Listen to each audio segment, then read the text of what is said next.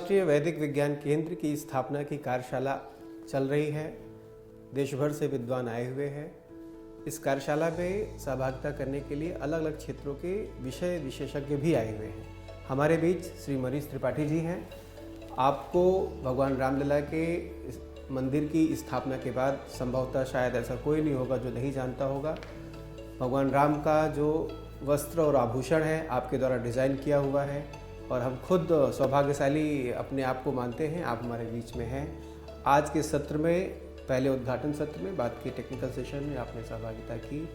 इस पूरी कार्य योजना को लेकर के जो वैदिक विज्ञान केंद्र की संकल्पना सरकार लेके आई है और मुख्य सचिव जी को सुनने के बाद कि वो प्रोएक्टिव होकर के इसमें आगे उन्होंने बजट एलोकेशन और लैंड एलोकेशन ये सब कर दिया है।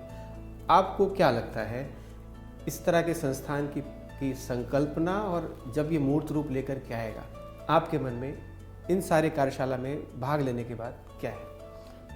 सर्वप्रथम बहुत बहुत धन्यवाद और आभार आपका मुझे यहाँ आमंत्रित करने के लिए।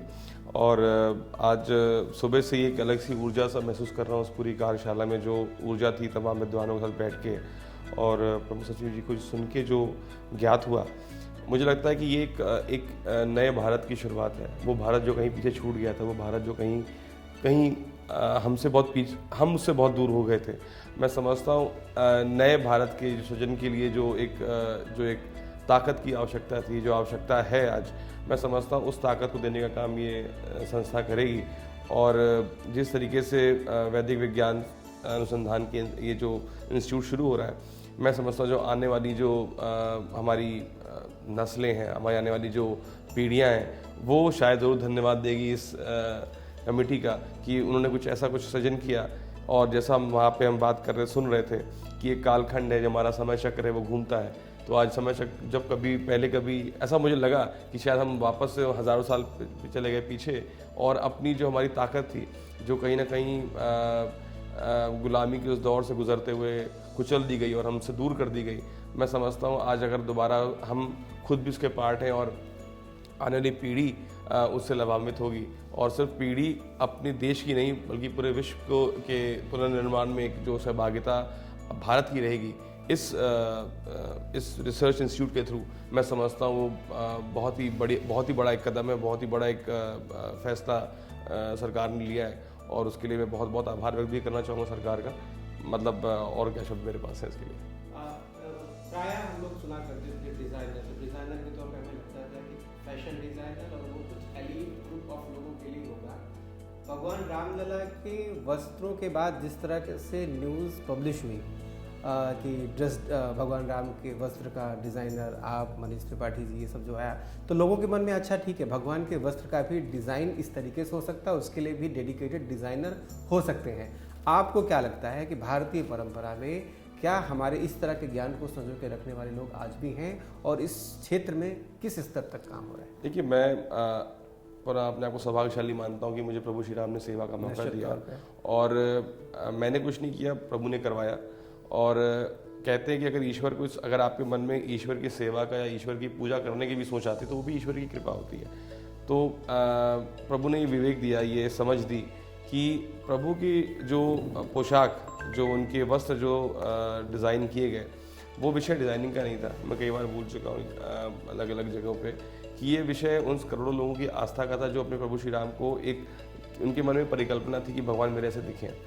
और मुझे लगा कि राजा राम, प्रभु श्री राम जो पूरे ब्रह्मांड के राजा हैं, जब वो अपने गर्भगृह में आएंगे, अपने महल में आएंगे, तो जो उनकी जो छवि है वो ऐसी होनी चाहिए कि वो मन मुग्ध कर दे। मतलब मैंने कहा आज के नए दौर में हम देखते हैं मतलब सभी लोग आज की डेट में फैशन कॉन्शियस हैं, अच्छे कपड़े पहनने का शौक रखते हैं, करते हैं। बट मुझे लगता था कि फैशन के साथ साथ एक कॉज जुड़ा होना चाहिए, एक डिज़ाइन का एक पर्पस जुड़ा होना चाहिए। इसी मंत्र को मैं लेकर आगे बढ़ता आ रहा था।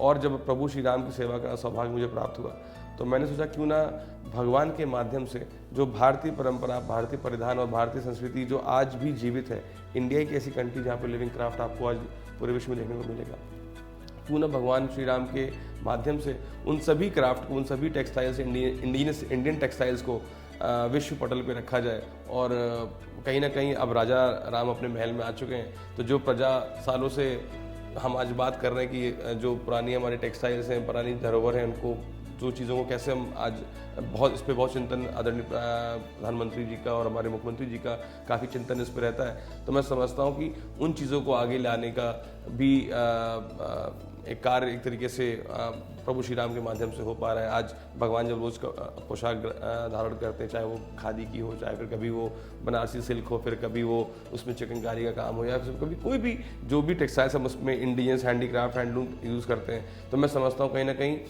उससे ज़रूर कहीं ना कहीं हमारे एक दूर गांव में किसी क्लस्टर में बैठा हमारा जो बुनकर भाई है या भी जो कोई एक आर्टिजन है, वो कहीं ना कहीं से लाभान्वित जरूर होगा। भगवान की कृपा बनी रहे, आप लोगों के आराध्य को उनके मन में बसे हुए भगवान के तौर पे उतारते रहें। हमारी बहुत बहुत शुभकामनाएं। धन्यवाद।